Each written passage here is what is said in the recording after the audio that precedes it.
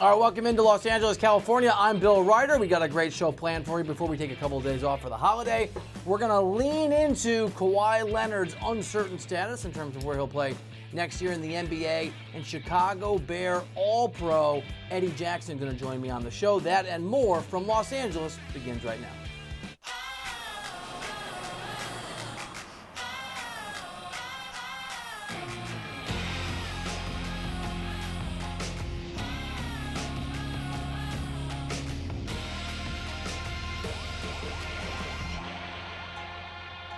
All right, you know it, I know it, the NBA knows it, and as of just a little bit ago, every single person in Canada knew it because most of them were outside of his hotel, and there were choppers following him with cameras recording his every move. Kawhi Leonard has yet to decide where he's going to play. We believe it's going to be one of three places: the Clippers, the Lakers, or the Toronto Raptors. And a refresher course, in case you need it, or just a celebration excellence for most of us who don't.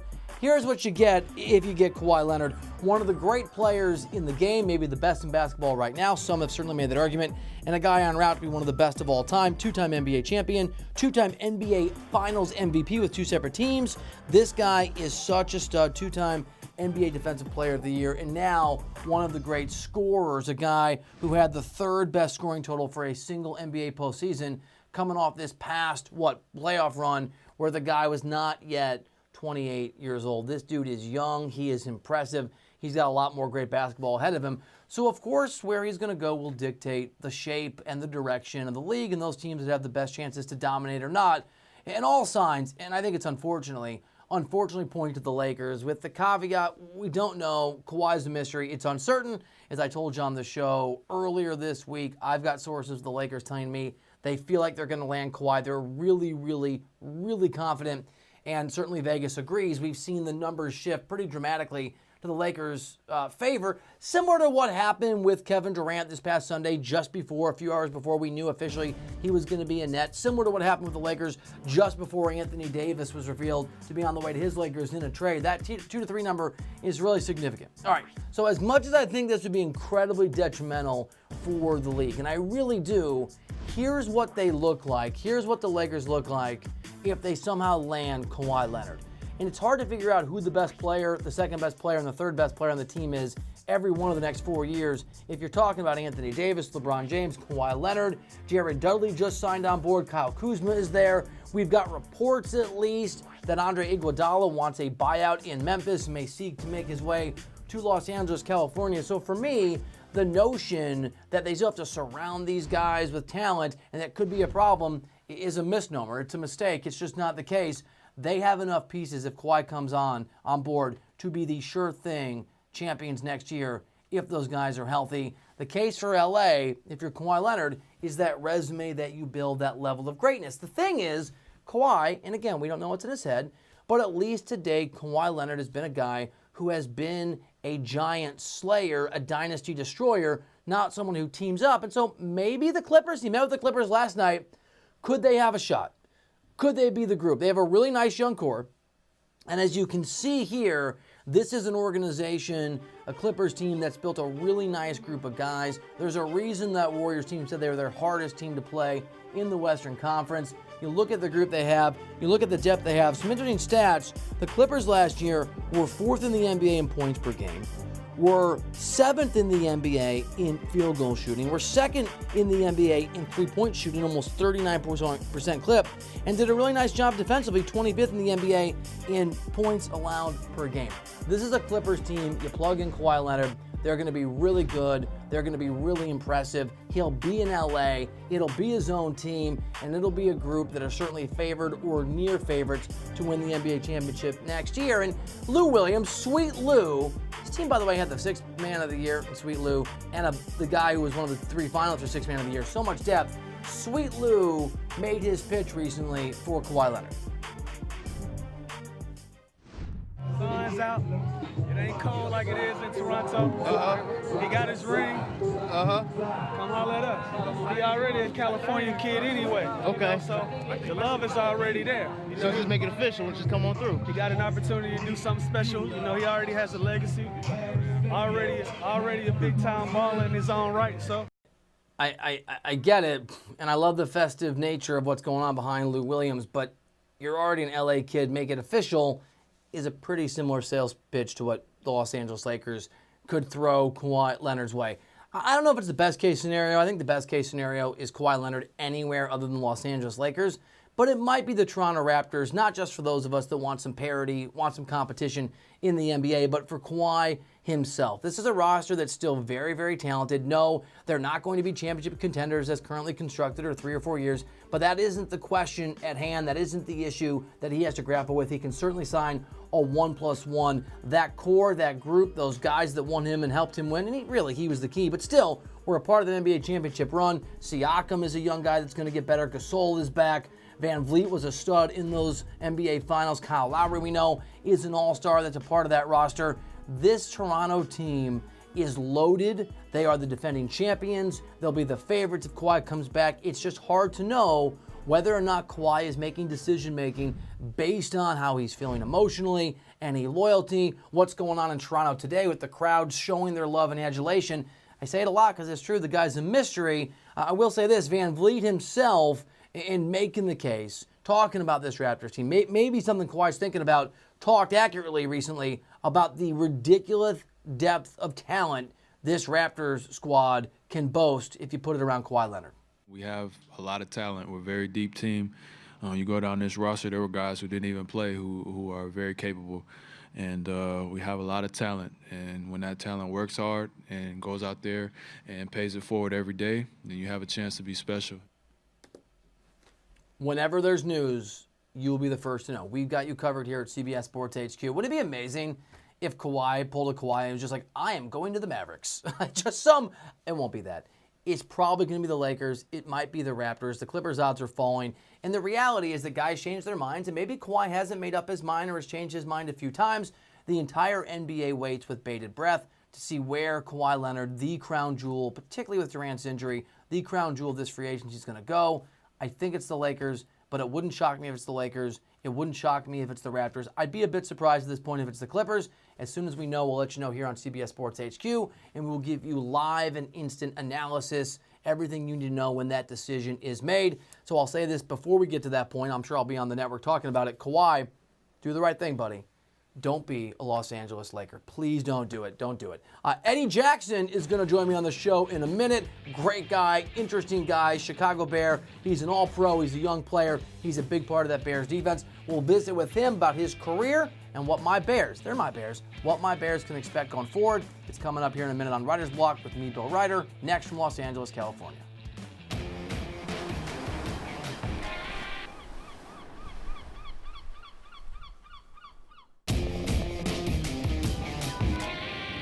All right, welcome back into the show. It's Writer's Block from Los Angeles, California. I'm Bill Reiter, and if you watch the show enough, you know I'm a pretty big Bears fan, so it's always awesome when we're dealing with our friends at Gatorade, but it's even cooler today because Eddie Jackson, as you probably know, is a Bears All-Pro safety, Pro Bowler, and he's joining us right now thanks to Gatorade. Eddie, thanks for Go Bears. I'm not supposed to say that, but to hell with it. Go Bears, and thanks for being here. Go Bears, and thank you for having me. So we had your quarterback, Mitchell Trubisky, on the show about a month ago, and he was interested in talking about how you deal with that obviously heartbreaking playoff loss. He talked about fuel the fire, you learn from it, you move on, and at least based on your Twitter bio where I see I want revenge, #bounce back, sounds like you know what you want to do. How has that moment affected what you expect from yourself and your teammates this upcoming season?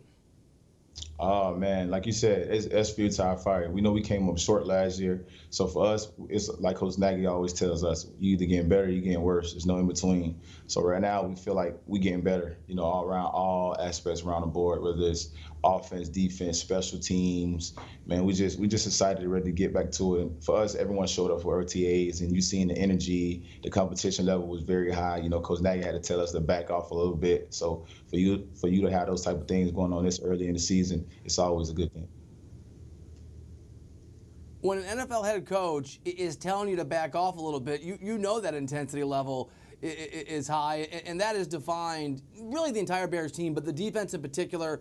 Obviously, incredibly dominant Bears D last year. Some changes. Vic Fangio gets the call to be the head coach out in Denver. Chuck Pagano is in as the defensive coordinator. What do you expect to be the same, and what do you expect maybe to be different as you guys try to have the same level of domination defensively you did last year? Just the energy. Coach Pagano he more aggressive than the Coach Vic was, but they're both smart. They're both defensive gurus, and for us right now, the competition level, like I said, man, it's still at the same. It's even better. The energy is higher. Coach Pagano, he brings a lot of that. He's more vocal for us on and off the field, and just basically earning his trust. He's showing us that he's going to go all out behind us, and he wants the same in return. So for us right now, as a defensive unit, it's for us to get better, become number one across all aspects of the board, being one of the greatest Bears defense in history. No disrespect to 85 Bears. We appreciate and salute what those guys did. But for us right now, it's to top those guys. Hey, man, life is nothing but pursuing the next goal. And again, as a Bears fan, I love that goal. And one guy that you're familiar with, teammate of yours at Bama, Clinton Dick's going to be part of that equation. What does he bring to the mix? And just how excited are you to be reunited playing together again? Oh, man, it's a wonderful feeling. Me, I was always sitting in the locker room like, man, I don't got no Bama players on the team. There's no Bama players here. So for me to have out of all the players to come and share the back end when I was playing corner in college and he was the safety giving me the calls. Now we back there together and we sharing the calls and him giving me tips when I came into the NFL and just the leadership, the competitiveness and the education he has for the game. It's something fun, and I'm learning a lot from him as well as he's learning a lot from me. And everyone loves him on defense. Everyone loves him in the building. He fits right in, so it's going to be something fun. In 14 games last season, you had 6 interceptions. You had 3 total touchdowns. As we mentioned, you were an All-Pro, and you're about to enter just your 3rd season. I'm hoping the answer is yes. I think the answer is yes. Should the rest of the NFL be scared that you've not come close to your peak yet? Yes, sir. Most definitely. And man, right now, man, we set goals for ourselves. And me, I set high goals for myself this year, and like they said, me and Khalil Mack is probably competing for the defensive player of the year on the same team. And I feel like it's more than just me and Khalil. It's me, Khalil, Keem, Danny, Roquan. All of us right now just want to be one of the greatest players that ever played the game in Bears history, NFL history, or whatever it may be. But right now, we continue to get each other better, come in, work hard, keep our head down, stay humble, and just let that first-round playoff be the fuel to our fire. Yeah, you just mentioned a lot of those teammates, a lot of those guys that are working for the same goal that you are. How many of the dudes from this Bears D do you think cracked this NFL top 100 everybody's talking about? And where do you think you fall? Where do you think you should fall? Man, if I have to name guys, I'd say me, Roquan, Cal, Akeem, Khalil, of course, Mitch, Tariq. It's a lot of guys, man, I can name, but we really don't buy into, the NFL top 100. It's always a blessing to be on that list. And, me, I feel like I'm a top 20 player, top 50 player in the NFL, and that's just being generous. The same as my teammates. But, we're excited to see where we end up landing on it. So new rules allow penalties like pass interference to be reviewed. What do you make of the changes, and how will it affect your approach, particularly on the deep ball?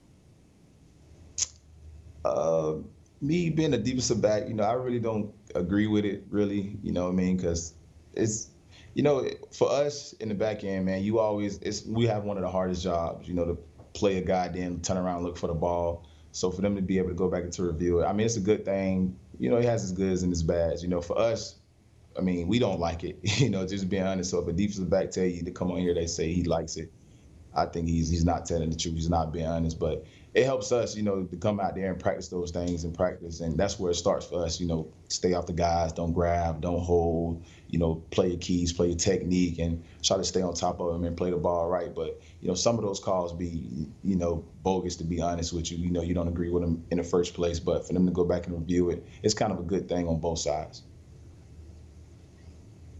All right, Eddie, I'm a Cubs fan, but I've matured in my as I got in my 40s, so I can now, not true in my 20s, appreciate what the White Sox are doing sometimes. And you recently said that what Tim Anderson is doing is bringing the swag to baseball, which I love. Just for you, for being great at what you do, for enjoying what you do, How crucial do you think celebration and that kind of joy is to sports? Oh, man, it's huge. It's huge. And a lot of people don't really notice it, man. It gives you that confidence level. For us, we had one of the greatest years because Coach Nagy came and he showed us a celebration film from the 2001 Miami Hurricanes when it was doing all the crazy celebrations. He told us this is what he want. When somebody makes a play, this is what he want to see. So for us, it started in practice. And you just see everyone confidence level and energy just go to a whole new place after we started doing it. And the fans enjoy it. We enjoy it.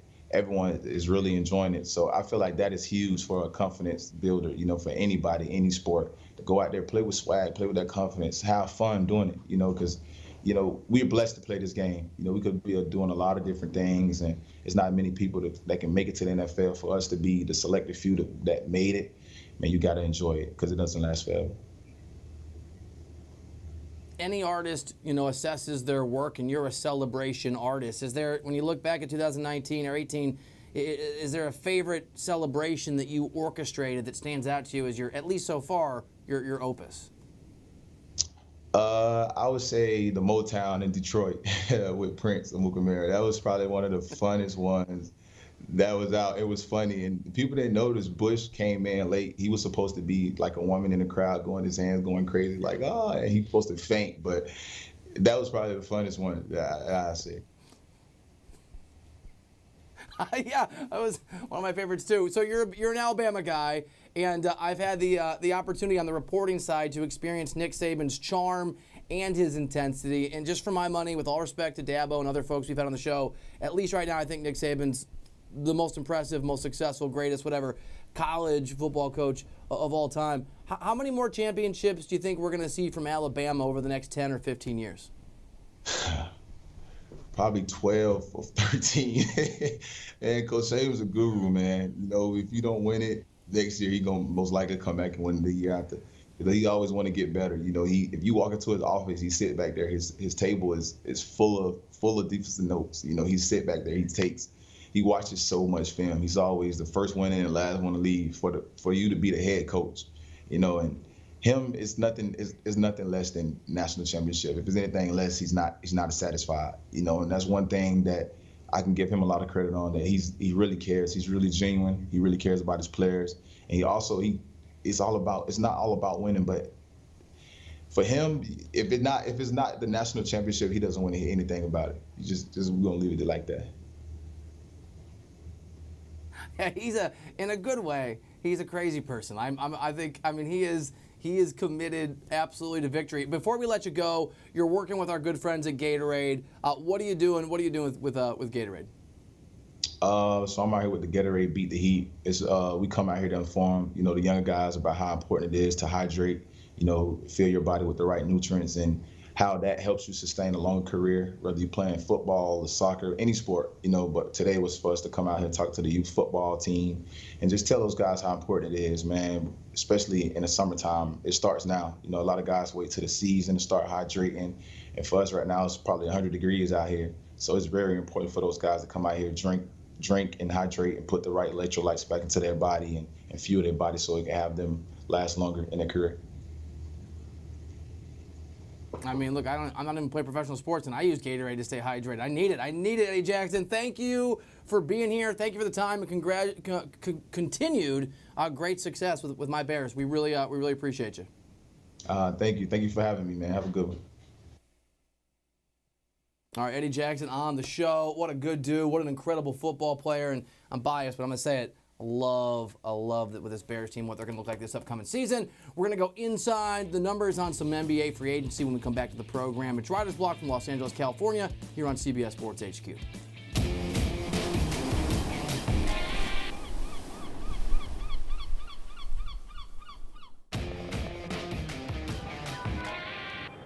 All right, welcome back to Los Angeles, California. I owe you an apology. I am sorry. I told you we're going to go inside the numbers on NBA free agency, but that's not true. We're going to go inside the numbers on the Los Angeles Dodgers, who last night won a baseball game on a walk-off walk, the final of 5 consecutive walks. It's weird stuff. Wild and wacky stuff. How about the numbers 1 and 5 to start inside the numbers? The Dodgers became the first team in the live ball era to do what I just described, to end a game with 5 consecutive walks. Weird. How about 340? It should be no surprise that the Dodgers won a game on walks. If someone was going to do it, it was going to be LA. They lead the National League in base on balls with 340 this season. Part of that philosophy, that saber metrics approach by Andrew Friedman, the president of baseball operations, and the other folks in that front office to get on base however you can. The value of the walk, important, increasingly important in baseball. Next up is 347. Naturally, walking a lot means you're going to get runners on base, and the Dodgers do that better than anyone in the game.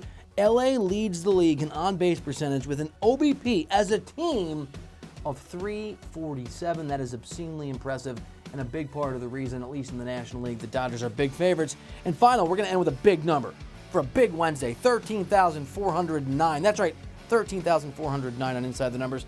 The Dodgers have shown, obviously, a ton of patience at the plate this season. They have seen the third most pitches in all of baseball with 13,409. There is this conflict between sabermetrics and old school baseball, and the reality is when you can merge them, when you can take the best data that's possible to build a plan, but implement it around, human beings, which are the guys that are playing baseball, that's when you're going to have the most success. The Dodgers have done that. They are terrifyingly good. Their starting pitching is ridiculous. You're not even talking about Corey Seager, who's still injured. I mean, this is a group that is deep in every single respect, offensively, defensively. They are so terrifying. They are so talented. And a big part of that is their patience at the plate that the Dodgers have taught and that they have schooled this young group in. Dodgers, man, they are so good. What a weird way, what a bizarre way to win a baseball game. Have a wonderful July 4th. Happy Independence Day. If the Kawhi Leonard news comes down, or I should say when it comes down, we will keep you updated. I'll be on the network. We have a lot of experts and folks ready to have you, ready to know everything you know. So I'm not saying goodbye. I'll see you over the next few days if Kawhi makes his decision, but we'll see you on Writer's Block next Wednesday from Las Vegas, Nevada. Thank you again for being here. See you next Wednesday, and see you over the next few days talking some NBA news here on CBS Sports HQ. We're taking over right now in Fort Lauderdale, Florida.